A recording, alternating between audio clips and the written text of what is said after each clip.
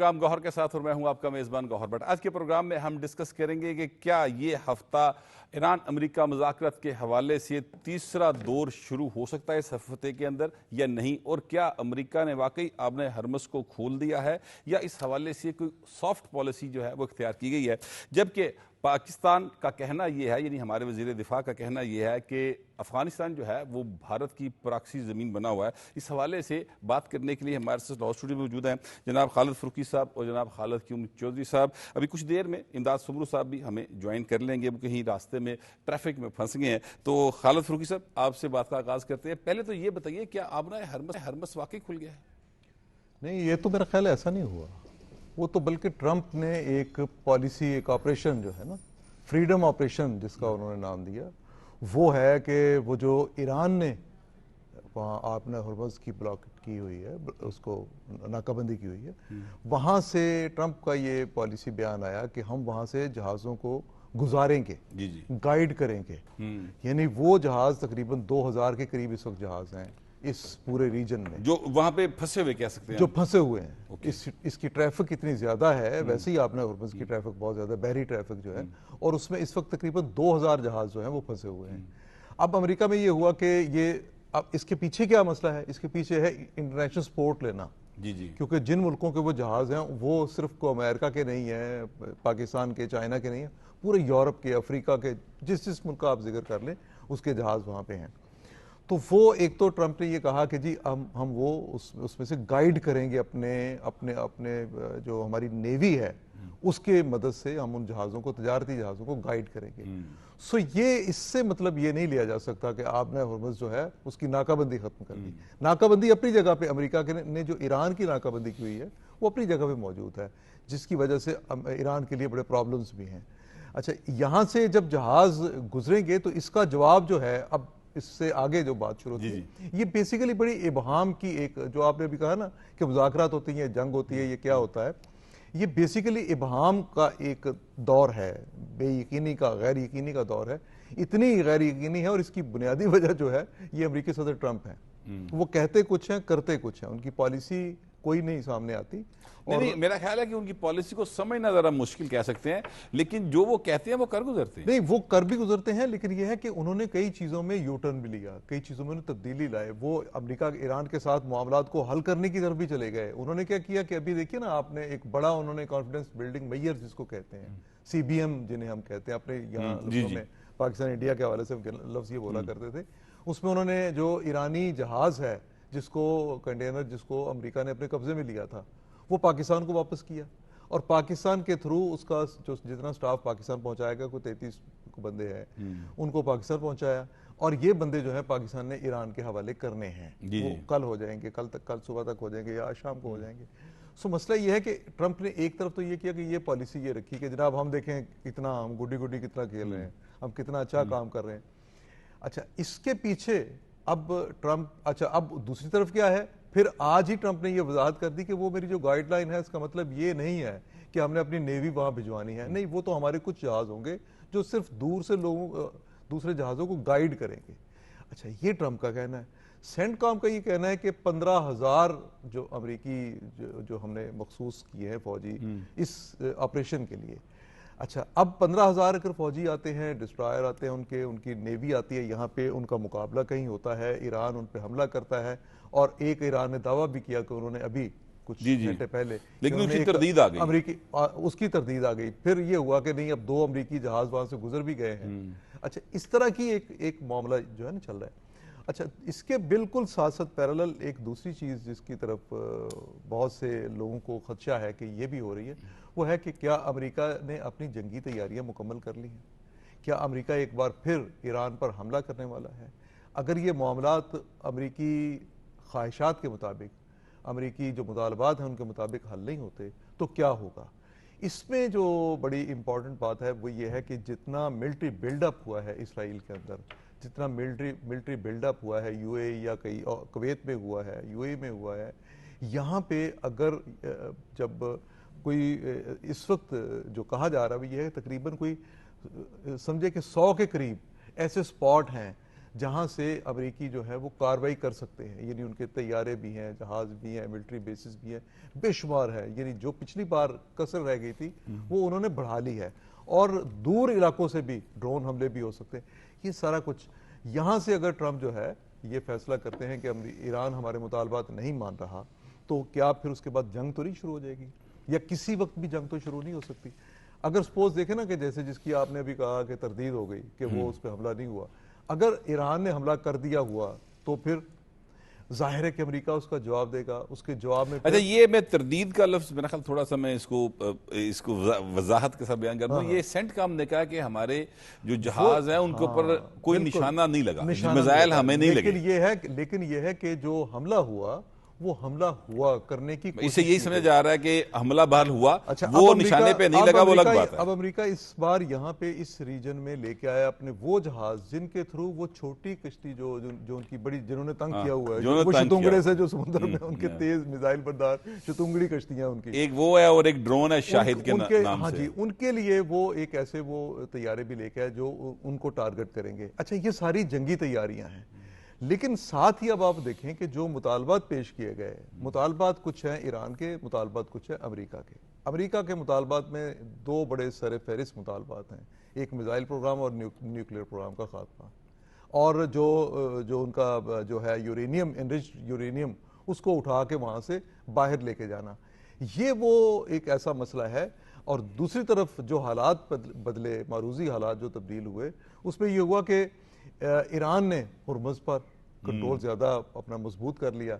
अच्छा, ये हुर्मुज़ पर कंट्रोल जो है ये भी कोई नई ईरानी पॉलिसी नहीं है, ये भी ज़हन में रखें। हुर्मुज़ पर कंट्रोल जो है ये नई ईरानी पॉलिसी नहीं है, ये ईरान की पॉलिसी जो है 60s से चलती है।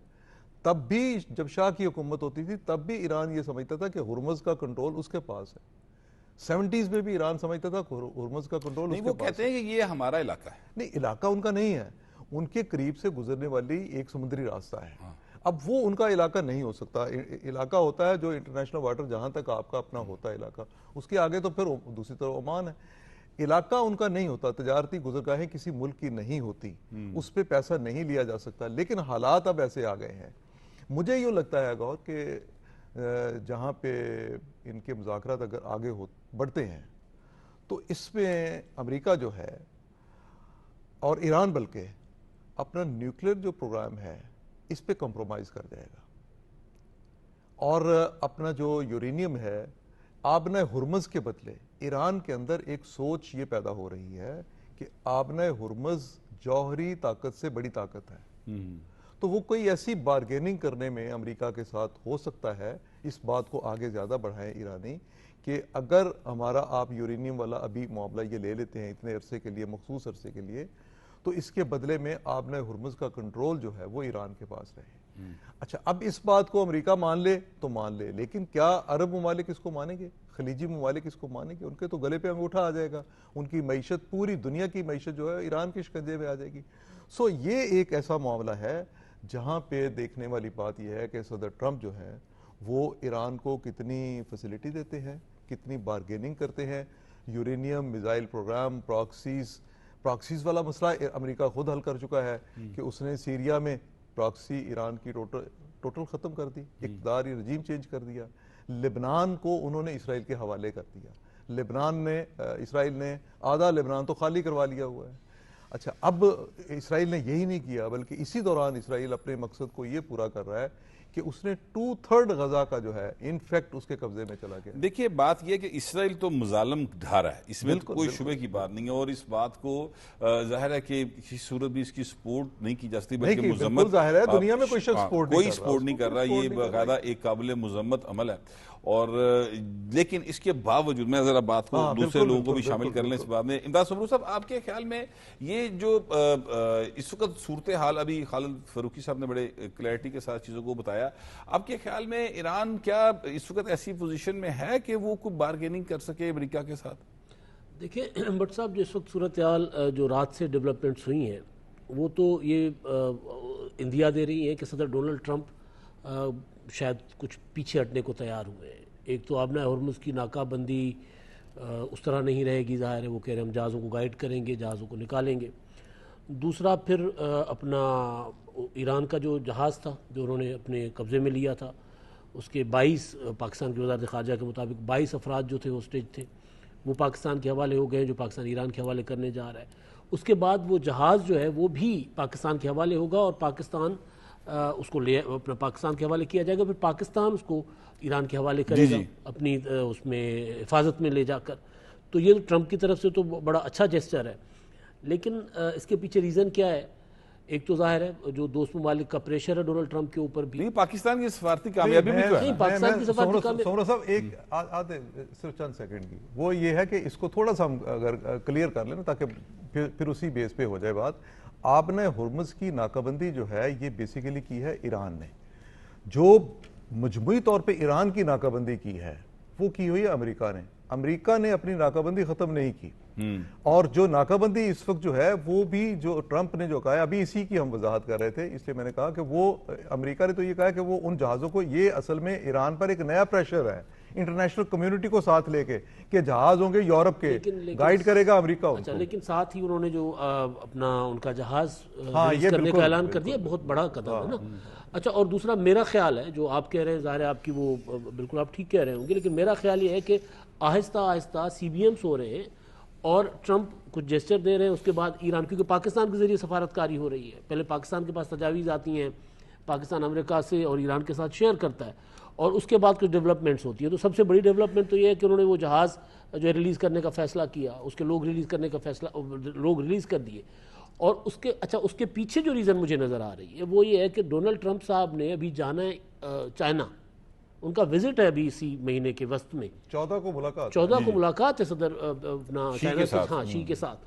तो वो उससे पहले मामलात बहुत हद तक बेहतर करके जाना चाह रहे हैं, क्योंकि अगर वो नाकाबंदी बरकरार रखेंगे ईरानी बंदरगाहों की और सूरत हाल इसी तरह रहेगी, तो फिर ज़ाहिर उनका दौरा उस तरह शायद कामयाब ना हो, क्योंकि चीन का मौक़िफ़ बिल्कुल क्लियर है। चीन ने अमेरिका की नाकाबंदी को तस्लीम नहीं किया, चीन ने ईरान की जो अपना है वो वहाँ पर उस आबना हॉर्मुज़ की बंदिश को, उसको ज़रा किसी न किसी हवाले से अगर मगर चूके चुनाचे के साथ उसको तस्लीम किया हुआ है कि जंग तो अमेरिका ने मुसल्लत की थी, तो वो, और फिर वहाँ उन्होंने कानून भी बदल दिया अपना कि अगर चीन के किसी भी अपना तजारती जो मफाद है या चीनी शहरी हैं उनको दुनिया के किसी भी कोने में निशाना बनाया जाएगा तो चीन उसका जवाब देगा।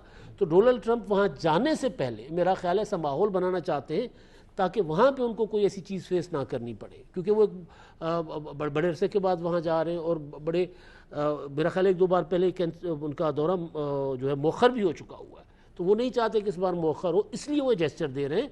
और ये मुझे लगता है आने वाले दिनों में देख लीजिएगा, डोनाल्ड ट्रंप साहब ने अभी जो कहा है कि हम गाइड करेंगे जहाज़ों को, तो आहिस्ता आहिस्ता वो अपनी जो नेवल उनका ब्लॉकेड है वो भी थोड़ा सा उसको नरम करेंगे, क्योंकि अगर ये ईरान की जो डिमांड है वो ये है कि पहले नेवल ब्लॉकेड ख़त्म करें फिर मुज़ाकरात करेंगे, और उसमें डिमांड एक ये जहाज़ की भी थी कि हमारे जहाज़ रिलीज़ करें, हमारे लोग रिलीज़ करें। तो पहले कदम के तौर पर उन्होंने जहाज़ रिलीज़ किया, अपना उनके लोग रिलीज़ किए, और अगला ऐलान किया कि जहाज़ भी रिलीज़ करेंगे, और साथ साथ ये भी कहा कि आबना हॉर्मुज़ में हम जहाज़ों को गाइड करेंगे। और वो साथ एक जुमला, क्योंकि डोनाल्ड ट्रंप साहब एक ही टाइम पे 2-2 3-3 बातें करते हैं, फिर जिसको जो मतलब उसका निकाल ले, तो साथ साथ उन्होंने ये भी कहा कि वो लोग जो इस अपना मशरिक़ वस्ता में होने वाली ख़राबियों में मुलविस नहीं है, वो ममालिक, उनके जहाज़ों को हम गाइड करेंगे।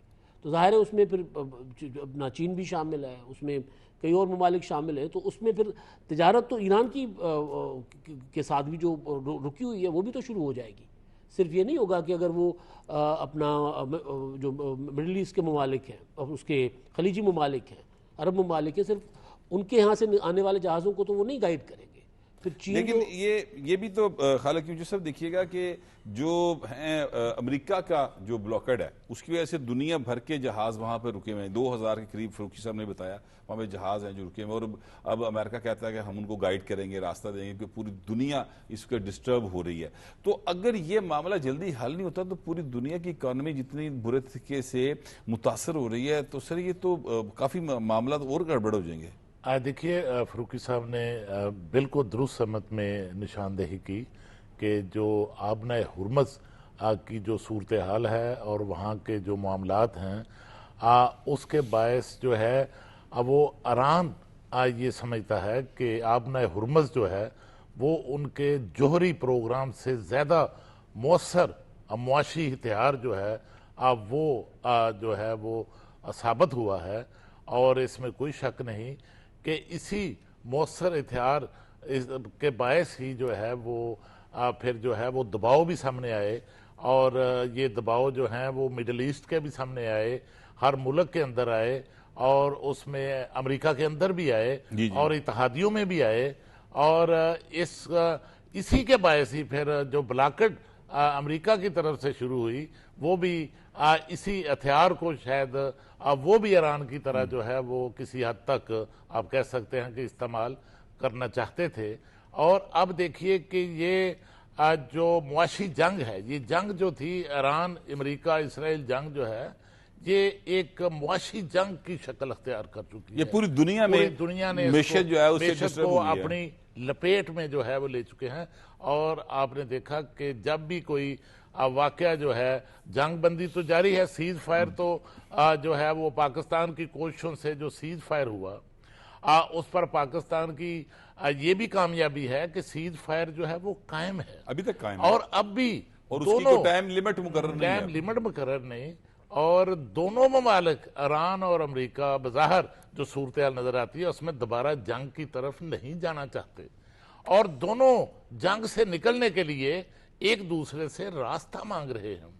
और इसी हवाले से जो बात हुई है कि इस हफ्ते जो पेशरफ्त होने का मगर रात जो वाकयात हुए उन वाकयात के नतीजे में जो है वो लग रहा है कि अब ये जो आने वाला हफ्ता है इसमें जो सफारती सूरत हाल है, मामलात हैं, वो बेहतरी की तरफ जा सकते हैं। क्योंकि पहले जो है दोनों तरफ से जो गैर लचकदार रवैया था और जो सख्त लहजे थे और सख्त अवामी पोजीशन थी दोनों ममालिक की, उसके बायस जो है मुज़ाकरात जो हैं बराह रास्त मुज़ाकरात मुतासर हुए।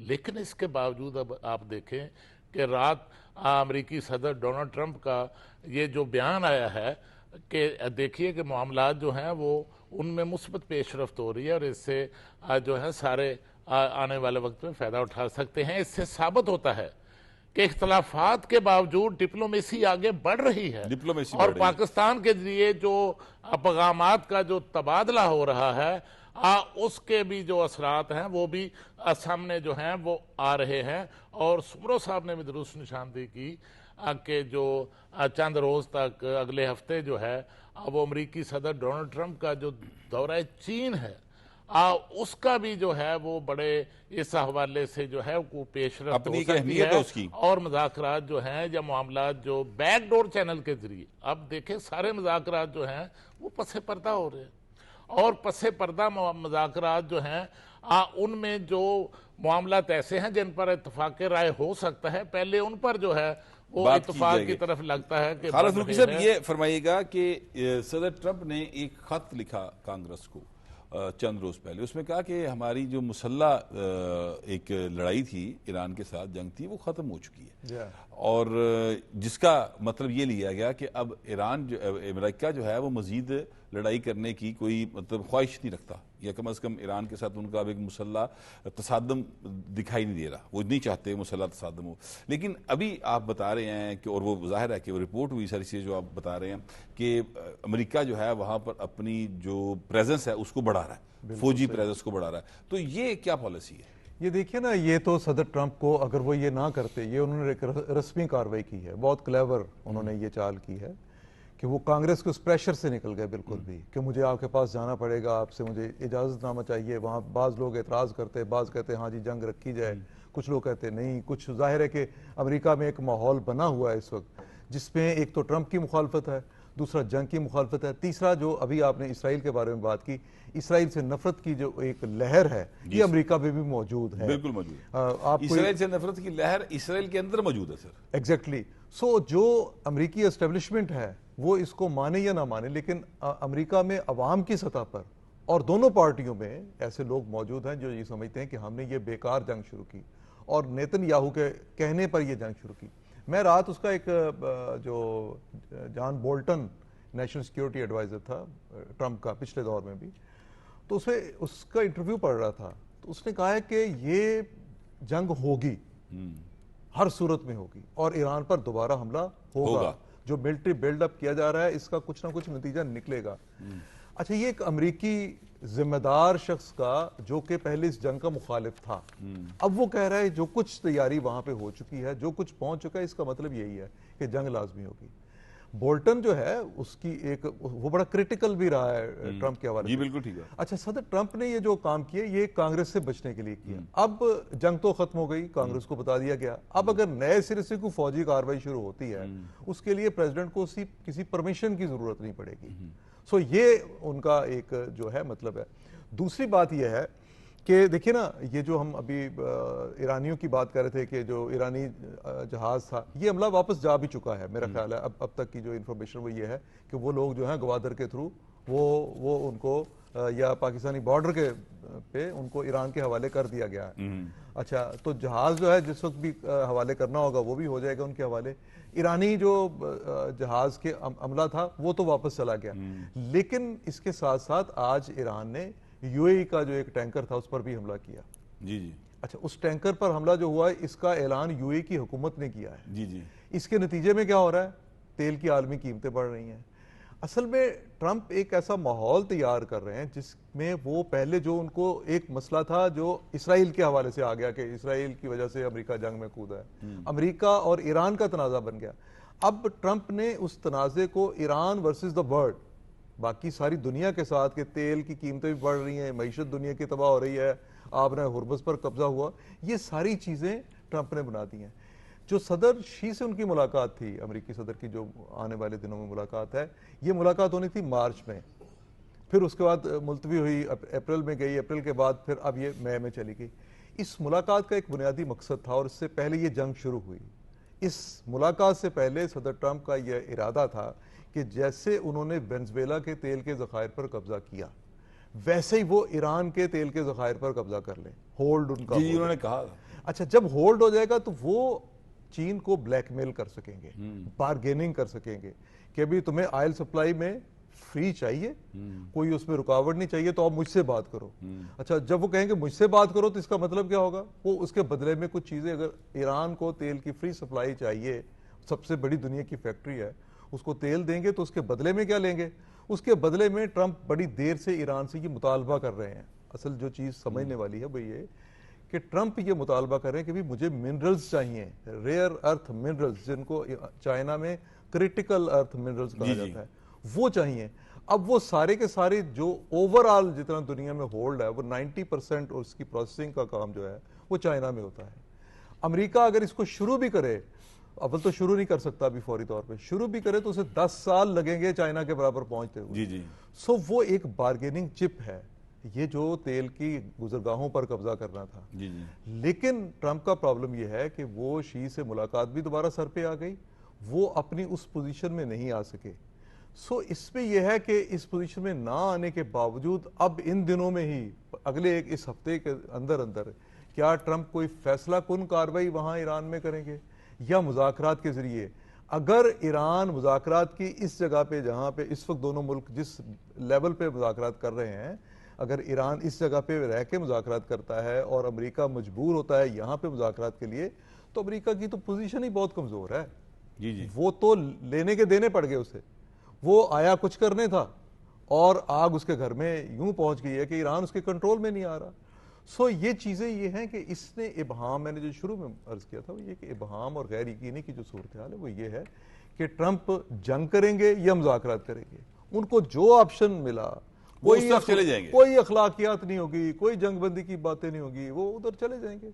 ईरान को जहां पे उन्होंने खुद जिस जगह पे वो उस तरफ चले तो जाएंगे, लेकिन फिर नवंबर में जो मिड टर्म इंतखाबात हैं अमेरिका के अंदर, वो किधर जाएंगे? उनका प्रेशर नहीं है? देखिए गौर साहब, मसला ये है कि जो हम यहाँ पाकिस्तान में बैठ के अंदाजा करते हैं ना कि किसी प्रेसिडेंट की मकबूलियत का दारोमदार सिर्फ एक फैसले पर होता है, या तो अमेरिका को, या तो अमेरिकी कौम इससे नाराज हो और अमेरिकी कौम समझती हो कि ईरान को न्यूक्लियर बम, 1 करोड़ लोगों ने मुजाहरा किया। एक बात समझ लें, 1 करोड़ ऐसे मुजाहरा नहीं करते। दुनिया के मुख्तलिफ हिस्सों में, अमेरिका के मुख्तलिफ हिस्सों में लोग बाहर निकलते हैं। ये जो बात है ना कि क्या अमेरिकी या यूरोप पूरा, या और चाइना भी और रशिया भी, क्या वो समझते हैं कि ईरान को एक न्यूक्लियर स्टेट होना चाहिए? अब ट्रंप का नारा क्या था कि न्यूक्लियर पावर नहीं बनना, ईरान को बनने देना। सो इस पे तो सारी ईरानी दुनिया भर अमेरिकी सारे सर, ये ट्रंप के साथ देखिए, ये तो ऐसे ही है ना कि जब अमेरिका सबसे पहले न्यूक्लियर स्टेट ज़ाहिर है वो बना, और वो नहीं चाहता था कि रशिया बने, लेकिन रशिया बन गया। इसी तरह जब ये दोनों बन गए, वो चाहते थे चीन बन, लेकिन चीन बन गया। फिर ये तीनों चाहते थे फ्रांस ना बने, फ्रांस बन गया। फिर नहीं चाहते थे बरतानिया बने, बरतानिया बन गया। फिर ये सारे मिलकर नहीं चाहते थे पाकिस्तान बने, लेकिन पाकिस्तान बन गया, इंडिया भी बन गया। तो ये तो सिर्फ वो है कि जो हिम्मत करेगा वो ये इस तो तरफ वही बात है, वो ये तो ताकत हासिल कर लेगा। देखिए, अब हम आज भी नहीं कह सकते कि हो सकता है कि ईरान ने ऐसी न्यूक्लियर जो सलाहियत है वो हासिल कर ली हो। पाकिस्तान के बारे में भी 1985 तक किसी को नहीं पता था, और ज़ियाउल हक ने ये बात जो थी वो एक क्रिकेट डिप्लोमेसी में कहा जाता है बात की थी, और उसमें वो उन्होंने थोड़ी सी एक बात खोली थी कि हमारी जो न्यूक्लियर सलाहियत है हम उसको ज़ाहिर नहीं होने देंगे। जब सलाहियत का ज़ियाउल हक ने ये लफ्ज़ बोला था ना, तो दुनिया के कान खड़े हो गए थे कि पाकिस्तान ये कुछ कर चुका है। जी जी। सो मतलब ये है कि हम ये नहीं कहते कि अमेरिका की बात चलनी चाहिए, बात मैं ये कर रहा हूं कि अमेरिका जिस बेस पे जंग करने के लिए आया, उस इशू को अमेरिका, यूरोप पूरे में सपोर्ट हासिल है, वहां से कोई पीछे नहीं हटा।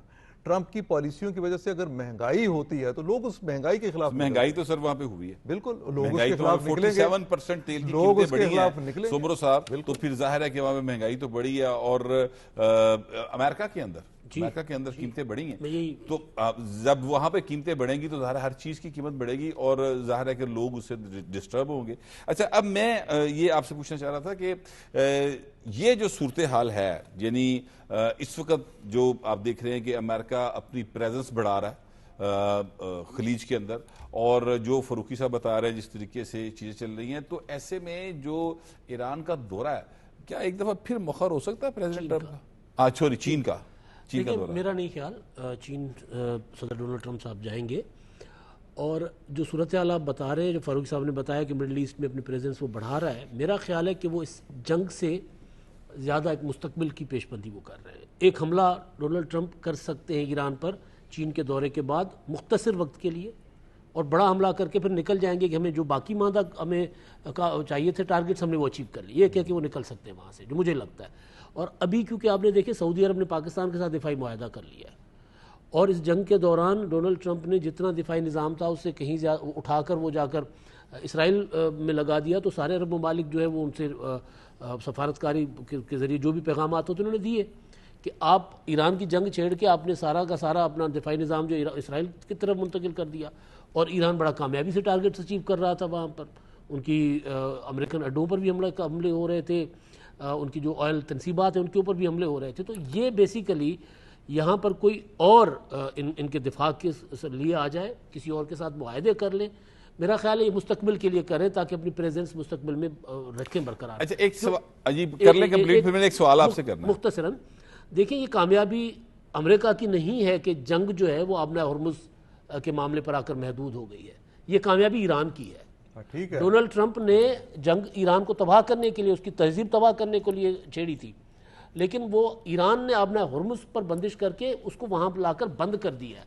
तो ये ईरान की कामयाबी है, और ये जंग जो है ईरान वर्सेस दुनिया के बजाय मुझे लगता है कि अमेरिका वर्सेस दुनिया होगी, क्योंकि ट्रंप से नेटो ट्रंप के साथ नहीं है, जो इत्तेहादी जितने थे उनके खिलाफ हो गए हुए, और बरमला वो इजहार कर रहे हैं इस चीज़ का, चाहे बरतानिया हो, चाहे फ्रांस हो, चाहे जर्मनी हो।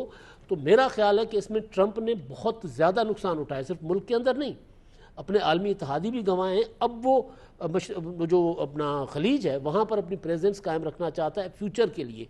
ये पेशबंदी इसलिए नहीं मेरा ख्याल है कर रहा कि कोई अभी कोई बड़ा हमला फौरी तौर पर करेगा। हाँ, चीन के दौरे के बाद शायद कोई एक हमला। अच्छा, ये अब जरा एक सवाल है आपसे, और मैं चाहूंगा कि खालिद क्यूम साहब भी उसका जवाब दें कि क्या इस सारी सूरत हाल में ये उम्मीद जो की जा रही है कि जनाब ये जो हफ्ता है इसमें मुज़ाकरात का तीसरा दौर शुरू हो सकता है, बराह रास्त मुज़ाकरात का, वैसे तो बैकडोर डिप्लोमेसी तो जारी है, बराह रास्त मुज़ाकरात का तीसरा दौर हो सकता है, क्या आपके ख्याल में मुमकिन है? बट साहब किसी भी वक्त मुमकिन है, जिस तरह की डोनाल्ड ट्रंप साहब जो अचानक सरप्राइज दे रहे हैं ना दुनिया को, तो किसी भी वक्त मुमकिन है। ईरान के मुतालबात वही हैं जो पहले दिन थे।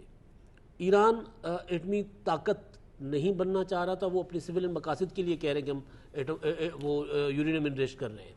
वो तो पहले ही जब कतर में मुज़ाकरात हो रहे थे 27 फरवरी को, जिस दिन अगले दिन हमला कर दिया था, तो वहाँ पर वो कह रहे थे कि हम जो इनरिचमेंट है वो तो हम आप जो मुआहदा था माजी का उसको आप बहाल करें, पाबंदियाँ हटाएं। तो ईरान तो उस तरफ जा रहा था। अब डोनाल्ड ट्रंप के ऊपर है कि ईरान की जो डिमांड्स हैं वो किस तरह मानते हैं। वो सिर्फ एक चीज़ में फंसे हुए हैं कि जी मुझे जो है फातह डिक्लेयर कर लो, मान लो कि मैं जीत गया हूँ। अच्छा, वो ईरान ने मेरा नहीं ख्याल मानेगा। तो अब किसी भी वक्त डोनाल्ड ट्रंप साहब जो हैं वो मुज़ाकरात का दूसरा दौर ईरान के मुतालबात की रोशनी में कर सकते हैं शुरू। ये जो आबना हॉर्मुज़ में नरमी करने का जो ट्रंप ने ऐलान किया है, एक तरफ इशारा है, एक तरफ इशारा है, क्योंकि ईरान की डिमांड है कि पहले नाकाबंदी ख़त्म करो, हमारा जहाज़ रिलीज़ करो, फिर हम मुज़ाकरात के लिए बैठेंगे। फिर यूरेनियम का मामला हो, पाबंदियों का मामला हो, जितने आपके बाकी मुतालबात हैं उन पर हम बाद में बात कर लेंगे, पहले ये CBMs करो। तो हो सकता है कि ये जो आप कह रहे हैं साहब, आपका इस बारे में क्या ख्याल है? देखिए भट्ट साहब, इस वक्त जो सूरत हाल है वो गैर यकीनी जो है वो पैदा हो चुकी है, और ये गैर यकीनी की सूरत हाल से आलमी मैशत को जो नुकसान पहुंच रहा है, ये जंग के दौरान भी जो है वो ऑयल प्राइसेस जो हैं वो उस कदर नहीं गई थी, ऊपर नहीं गई थी जितनी गैर यकीनी से पिछले दिनों, अब तो नीचे आई हैं। चंद रोज पहले जब कशीदगी बढ़ी थी तो $120 से ऊपर चली गई थी। जी, और इस खदशे का इजहार होना शुरू हो गया था कि अगर मुश्किल जंग बंदी नहीं होती और दोबारा जंग शुरू हो जाती है तो इससे फिर जो है वो $150 से $200 तक फी बैरल जो है वो भी प्राइस जा सकती है।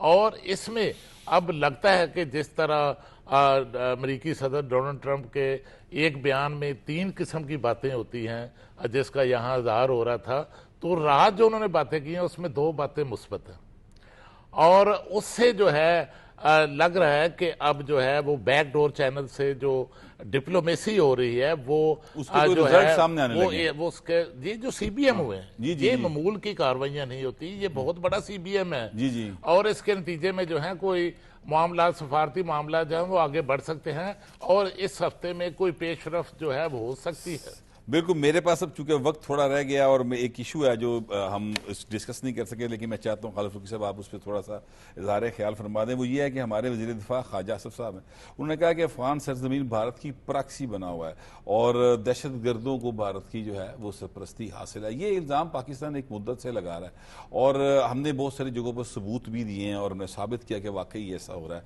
तो जो भारत है वो इस तरह की हरकतों से बाज नहीं आ रहा है, इसका क्या नतीजा निकलेगा सर? देखिए, भारत की तरफ से तो गौर साहब ये जो कुछ करना है पाकिस्तान के हवाले से वो तो उसकी नीयत से और उसके अमली इक़दामात से हमेशा जाहिर होता है।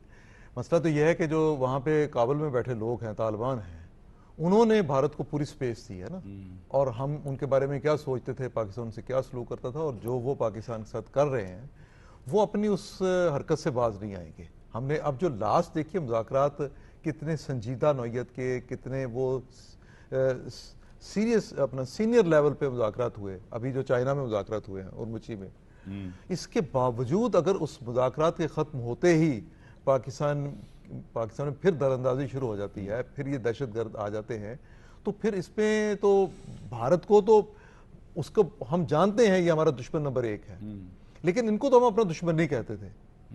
वो जिस दुश्मनी पे उतरे हुए हैं, सो ये समझ लें कि आप भारत के साथ मामला तय करने के लिए निकलेंगे तो आप शायद हो सकता है 2 जमा 2 4 करके तो आप बात को तय कर लें उनके साथ। आपने जंग की, उन्होंने आके अटैक किया, आपने उससे 10 गुना ज्यादा अटैक करके उन्हें जवाब दे दिया, खामोश होकर वो बैठ के। ये तालिबान वाला मामला ये है कि ये नहीं मानेंगे, और इनके साथ मेरे अपने ख्याल के मुताबिक पाकिस्तान को अपने तमाम मुआशी रवाबत जो है वो खत्म वो मिनिमम करने चाहिए। अच्छा, एक बॉर्डर पे रहते हुए प्रॉब्लम सिर्फ ये है कि एक बॉर्डर पे रहते हुए एक ही कबीला इधर है, वही कबीला उधर है। जी। पाकिस्तान जो कुछ सोचता है वो लोगों के, अवाम के नुक्ता नजर से सोचता है कि हम लोगों को उन मुश्किलात में न डालें। ये भी तो देखिए ना सर, वहां पे जो इस वक्त लोग काबिज हैं वो अवाम के नुमाइंदा नहीं है, उनको अवाम से कोई दिलचस्पी नहीं है अफगानिस्तान की अवाम। एग्जैक्टली, बिल्कुल सही है। और यही वजह है जिस वजह से पाकिस्तान को ये प्रॉब्लम आ रहा है कि पाकिस्तान जब अटैक भी करता है, पाकिस्तान जब कार्रवाई भी करता है, उसमें भी बहुत सारी लिमिटेशंस होती हैं कि यहां तक हमने ये काम करना है, यहां हमने ये काम नहीं करना। सो इसका फायदा इस वक्त, लेकिन मैं ये कह रहा हूं कि पाकिस्तान ने, देखिए पिछले दिनों जो एक बड़ी मुस्बत डेवलपमेंट हुई वो ये कि पाकिस्तान देखिए ना ईरान को सपोर्ट कर रहा है। इसकी रीजन क्या है? रीजन है इलाके में इस्तेहकाम रखना। जी। पाकिस्तान ने ईरान के रास्ते सेंट्रल एशिया से ट्रेड का एक रूट खोला है। जी। उसका मतलब क्या हुआ कि पाकिस्तान अफगानिस्तान के ये इंतशारज़दा इलाका, इसको बाईपास कर जाए। बिल्कुल ठीक बात है। हमारे पास चूंकि वक्त हो गया, ये हमारा आज का प्रोग्राम था। अपना फीडबैक दीजिएगा, आपसे मुलाकात होगी कल। अल्लाह ने